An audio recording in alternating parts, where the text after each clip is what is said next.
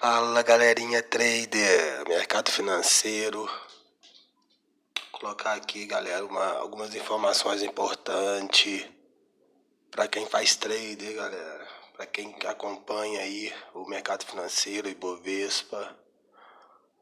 Vou colocar algumas informações aí pra gente ficar bem informado. Clica no canal aí, tá, galera? Tá o link aí para quem quiser tá abrindo uma conta na corretora da Toro. Quem tiver interessado em abrindo aí o registro na conta da Toro, o link para abrir sua conta de graça vai estar nos comentários. Curte, comenta. Vamos que vamos aí pegar umas informações. Amanhã o mercado já tá aberto de novo. Vamos que vamos, galera. Vamos lá, pessoal. Semaninha daquelas aí, vários dados importantes, tá? Semana de PMIs no mundo inteiro, algumas decisões de taxas de juros e dados do mercado de trabalho nos Estados Unidos, tá? Esse é o resumo do que mais importante está acontecendo na agenda econômica. Os relatórios mais importantes, então. PMIs que vão demonstrar aí, vão nos mostrar o quanto a economia está aquecendo ou esfriando. Decisão de taxa de juros aí em alguns países para nos dar aí um cenário global dessa inflação, né, que é uma inflação global, o mundo inteiro vivendo esse cenário. E aí os dados do mercado de trabalho que vão nos mostrar ali como é que está a economia americana pós quebra do Silicon Valley Bank, e aí as coisas começam a se movimentar, a se mexer, as placas tectônicas estão se movendo, a coisa tá ficando feia, o chão tá tremendo e o mundo todo está hoje comprando a narrativa, a tese. A gente sempre fala, pessoal, o mercado começa sempre por teses. Essas teses às vezes duram uma semana, às vezes elas duram um pouco mais tempo, às vezes elas aparecem, esquentam, depois somem, né, e depois voltam a aparecer. Por exemplo, nesse momento, o risco de crash dos bancos não está no holofote dos investidores, não é o centro das atenções. Isso deu uma amenizada. O Silicon Valley Bank foi comprado por outro banco maior. Isso aconteceu já em outros momentos da história americana, bancos menores sendo comprados por bancos maiores em situações difíceis, mas o que preocupa foi o pedido de socorro de mais de 186 bancos, fazendo com que o Fed voltasse a botar a impressora para rodar, e aí todo o tapering que foi feito durante o ano de 22, né, do Fed enxugando liquidez, subindo taxa de juros, e aí ele já lança aí ao mercado 300 bi, agora já está indo para 400 bi. Em 2 dias foram pegados empréstimos, né, que é uma janela que o Fed abriu para poder ajudar os bancos, já passou de 200 bis. A Janet Yellen, secretária do Tesouro, chegou em alguns momentos a dizer que não tem nada resolvido em relação à ajuda do FDIC. Isso gerou um temor enorme. O FDIC é o FGC deles, né, o seguro lá aos depositantes. E aí isso gerou uma instabilidade enorme. Eles voltaram atrás, disseram, não, nós vamos custear qualquer problema, os depositantes vão ter acesso ao seu dinheiro, etc, etc. Então isso deu uma esfriada, mas não saiu totalmente do radar. E aí, pós esses acontecimentos, o que a gente vê agora são os dados de atividade econômica muito fracos nos Estados Unidos, tá? Essa semana, como eu falei, foi semana de PMIs, alguns PMIs aí acima de 50 pontos, tá? O PMI é um índice dos gerentes de compras, né? É o quanto as empresas estão se alavancando, né? Contratando pessoas, comprando insumos, né? O quanto elas estão ali se alavancando, porque é um medidor que nos mostra ali quais são as expectativas da indústria, do comércio, né? Do serviço de forma geral. E aí os PMIs nos mostram uma desaceleração bem radical, tá? O ISM de serviços foi o que assustou muito, vindo uma desaceleração perto aí de meses lá no ano de 2020, o ano do Covid, tá? Então isso assustou o mercado, e aí em sinergia ou em linha com esses dados, os dados do emprego também estão caindo muito forte, muito forte, muito forte. o JOLTS, né, que demonstra ali o número de vagas em aberto, né, as vagas não preenchidas, estava na ordem de 11 milhões algumas leituras atrás. Isso caiu para 10.800, 10.500 e agora caiu 680 mil vagas. Foi para 9 e alguma coisinha. Deixa eu apresentar a tela aqui. Ó, caiu, então foi uma queda forte para 9.931 milhões, tá? E assim, apesar de ainda ser um número de vagas em aberto grande, a grande parte dessas vagas são de empregos de baixíssima remuneração, aqueles empregos sem qualificação, né? Então, na área mesmo de empregos ali com um ganho médio maior, tá se esvaziando de forma muito rápida, muito rápida. Ontem o ADP, né? O ADP seria lá mais ou menos, né, um CAGED americano, entre aspas, né? Mas foi outra paulada, outro susto enorme, porque a leitura foi muito abaixo do esperado, tá? Olha isso. Nós víamos de 261 mil vagas, era esperado uma desaceleração já abrupta para 200 mil, só que a desaceleração foi para 145 mil vagas. Criação de 145 mil vagas, com esses PMIs esfriando da forma como está esfriando, isso é um cenário de retração econômica muito acelerado.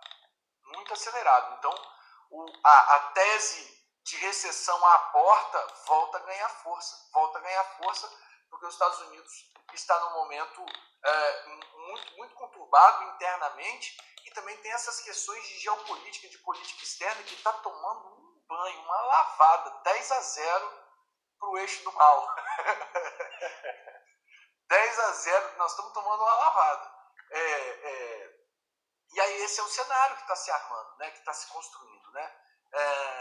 A gente está aí diante de uma redução forçada de juros, né, já que esses números só trazem a expectativa, só aumentam, melhor dizendo, a expectativa de queda de juros de forma antecipada, tá?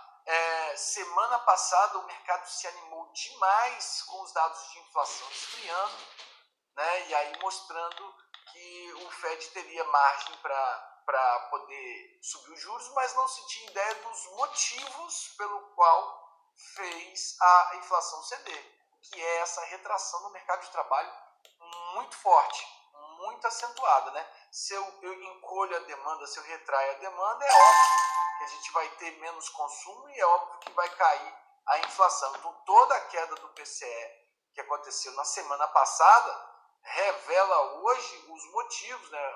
A gente está tendo uma queda muito forte da atividade econômica, muito forte. E o Fed está em 5% de taxa de juros.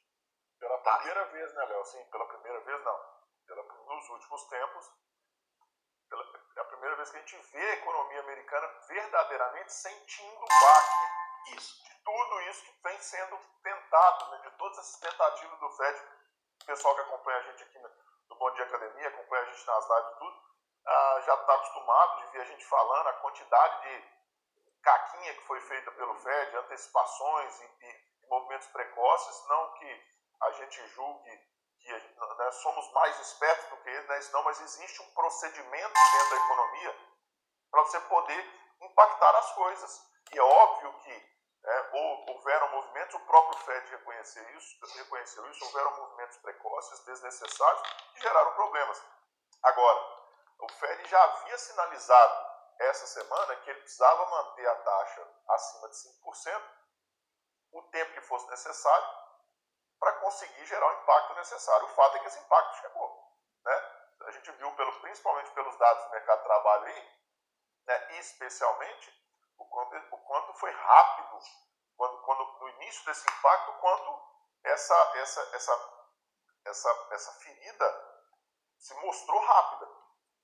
E isso, né, é isso que gera essa percepção, de repente, de crise, de recessão e tudo mais.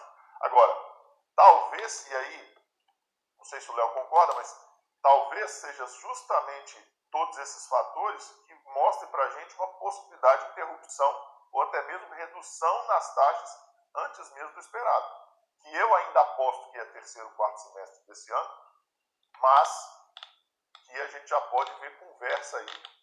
Talvez no meio do ano a gente vai começar a reduzir taxa, voltar para 4,75, né? Enfim. E aí a gente vai ver justamente daqui para frente, né? A gente tem pedidos iniciais de seguro-desemprego hoje, a gente vai ver como é que isso vai impactar no payroll também, porque tudo isso aí vai terminar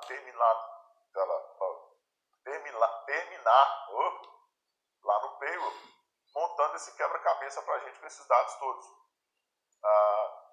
Todo esse cenário que se monta agora diz para a gente que o Fed vai ter um espaço maior aí para começar a aliviar tudo isso, ou até uma obrigação de começar a aliviar isso. Mais uma vez, continua sendo um processo de transição, mas talvez, eu estava lendo isso ontem, estava buscando aqui nos meus estudos aqui esse ontem, talvez, e seria a rota certa, tá? A gente transicionar da estagflação que a gente estava para um processo de deflação primeiro, para depois um processo de desinflação. Tá? Então, esse seria o processo correto. Houve, uns dias atrás, umas semanas atrás, a percepção de que talvez a gente transicionaria direto para um cenário de desinflação, mas o caminho correto mesmo, o passo a passo, seria um cenário de estagflação para um cenário de deflação para depois um cenário de desinflação. Tá? Então, seria mais ou menos essa rota aí. Vai lá. E lembrando que a gente já vem tocando isso, você puxou esse assunto há um tempo atrás, dizendo, olha, quando os números baterem, o Fed vai ter que recuar muito forte, está empurrando muito forte para depois puxar muito forte de volta, né? Então porque não estava surtindo efeito, então começou a apertar muito forte os juros, já que saiu atrás. A questão toda, pessoal, é que o Fed saiu muito atrás da curva, que a gente fala, demorou muito para reagir em relação à inflação. Andou muito tempo atrás da curva, né? Ficou por muito tempo nesse bate-a-sopra, né? Vai devagar, vai dar certo, é transitório, e não tomou providências, né? Isso. E aí chegou o momento que teve que tomar uma providência extrema. E aí eu lembro muito bem de você falando, vai ter que recuar também muito rápido. Porque na hora que sentir o baque, na hora que os dados começarem a vir, vai ser forte. Pessoal, é uma elevação de juros assim histórica, né? A gente teve 4 elevações de 0,75, uma seguida da outra. A taxa de juros nos Estados Unidos chegou a 5. Só para você ter ideia do tamanho da elevação, os bancos estão com problemas de liquidez, porque quando 10 anos bateu 2,5, eles foram às compras fortíssimo. Então, se alavancaram em títulos de 10 anos quando estava 10 e 7 anos, 5 anos, quando estava 2, 2,5. Eles não imaginavam. Talvez ia bater 3 e descer na cabeça deles. Não imaginavam que ia chegar a 5. Depois, falando de 5,25, chegou a até cogitar 6. Então, a posição perdedora deles está enorme, muito grande. E aí, obviamente, qualquer onda de saques, falta dinheiro, eles vão ter que realizar as posições para poder honrar os saques. E aí, eles vão ter que ter uma marcação a mercado e vão tomar um baita de um prejuízo. Então, só que essa liquidação, o problema que às vezes as pessoas não entendem, sabe, Léo? É que essa liquidação, essa posição da liquidação não sei nem se essa palavra existe, mas é gigantemente perdedora, imensamente perdedora, mesmo a liquidação não gera o caixa suficiente para cobrir os saques, para cobrir os depositantes, entendeu? Foi isso que teve que ter tido a interferência do Fed agora, principalmente da Yellen falando, no início, né, a Yellen chegou a falar, não, a gente vai entrar, depois ela falou, não, a gente não vai salvar, a gente só vai segurar os depositantes, os bancos que se lasquem, e no final das contas, vai haver sim um salvamento, porque essa liquidação inteira já não cobre mais o caixa suficiente para suprir os depositantes ali, porque você tem uma posição, cara, que o cara está perdendo, se você for girar ao contrário, o cara está perdendo 150% da posição. Porque está alavancado muito mais do que 100%, vamos dizer assim. Né? Você pega um negócio que o cara tomou a 2, e aí você pega o negócio que subiu a 5, 4,5, 5 na cara dele. Então, Você não vai conseguir ter caixa mesmo. E aí, diante desse cenário, pessoal, o mercado vem enxergando aí, vem operando renda fixa nos Estados Unidos numa forte realização. Deixa eu mostrar aqui, ó. Aqui, deixa eu pegar aqui, ó. À direita, juros nos Estados Unidos, os títulos, tá? Em laranjinha, 2 anos, em branco, 10 anos. Olha só, esse aqui é o Silicon Valley, aqui é o ápice dos juros, né? Quando estava se falando dele poder chegar a 6, porque a inflação estava começando tinha chegado a um platô e aí começou a ter uma embicadinha de alta. E aí chegou a 5,071 título de 2 anos. O título de 2 anos é o que melhor representa a política monetária do Fed, essa curva, essa rampa de juros. E aí, olha o tanto que cai depois de toda essa confusão envolvendo os bancos.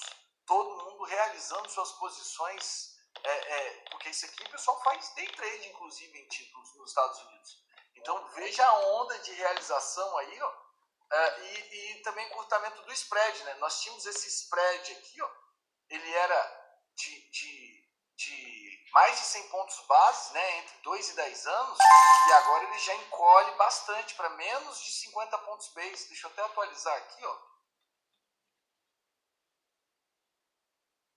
Isso, 0,45. 45 pontos base, já deu uma diminuída na diferença dos juros de 2 a 10 anos. E toda essa queda aqui acaba ajudando aos bancos, porque eles estavam posicionados, né, numa rentabilidade bem abaixo de 3, e agora ele voltando para essa região, isso ajuda os bancos e também dá margem para o Fed poder cortar juros, tá? Poder cortar juros, a inflação veio desacelerando, então o mercado está olhando para um possível cenário de corte de juros de forma antecipada. O Fed faz o papel dele de dizer, não, nós vamos manter essa taxa por um bom tempo, até todo o ano de 23, só vamos começar a cortar no segundo semestre de 24. Isso é o que está nas falas, tá? Está nas falas do Powell e tudo mais. Mas veja só, pessoal, deixa eu mostrar, olha isso aqui. Deixa eu pegar aqui, ó, o gráfico de pontos do Fed. O gráfico de pontos, pessoal, é como... Esse aqui é a projeção do Fed versus o mercado. Vou mostrar daqui a pouco. Deixa eu pegar aqui só o gráfico de pontos.